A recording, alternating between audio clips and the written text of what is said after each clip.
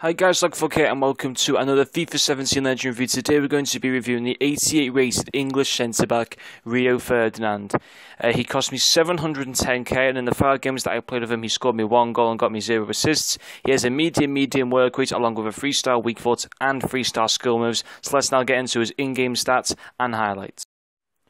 Okay guys, so getting into Ferdinand's in-game stats, the 4 main stats on his card which stand out to me are his 92 standing tackle, his 91 interceptions, his 89 marking and his 89 strength. He has the specialists of tackling, tactician, strength and complete defender, along with the trait of a power header. And getting into towards the highlights that I got with Rio Ferdinand, the first thing I have to say about him is he is well under 710k. I was studying this guy for at least 24 hours and he was consistently over 700k.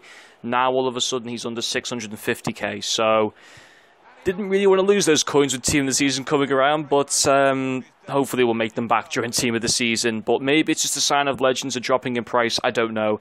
Anyway, so yeah, you can definitely get him a lot cheaper than 710k. But first of all, getting off into his pros.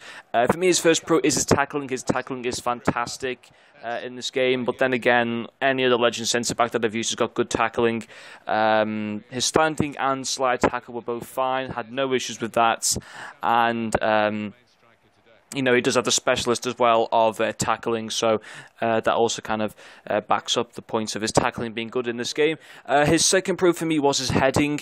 His heading from a defensive set piece and from open play was very good. In terms of an attack of set piece, he didn't really have the best positioning. I wasn't really happy from corners. He would, when I took the corner, he would move into like a really weird position. Like he'd move really close to where the goalkeeper was for some weird reason, and that was a waste of really Ferdinand in an attack of position. He is obviously 6'4" as well, though. So from his heading, like in open play and on defensive set pieces, he was very good in those kind of areas. So definitely a second pro for Rio Ferdinand. His final pro for me was his positioning.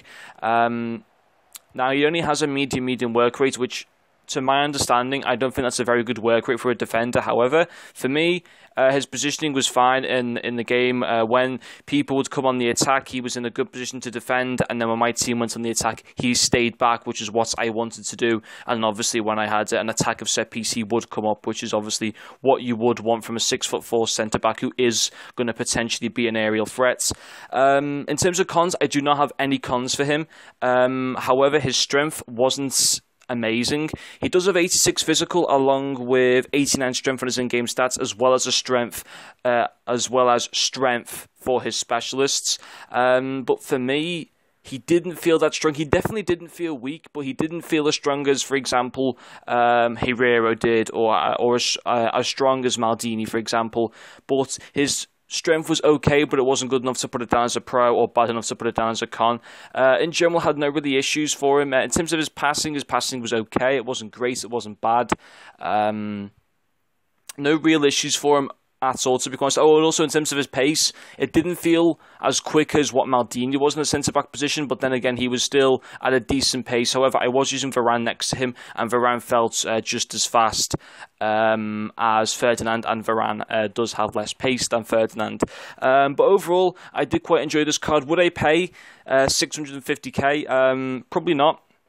I think there are legends for a cheaper price who are better. I believe Desai, who looks amazing, is probably cheaper than him, and I would probably use him over Ferdinand. I'd definitely use Maldini over Ferdinand. I'd probably use the likes of Herrera over Ferdinand as well.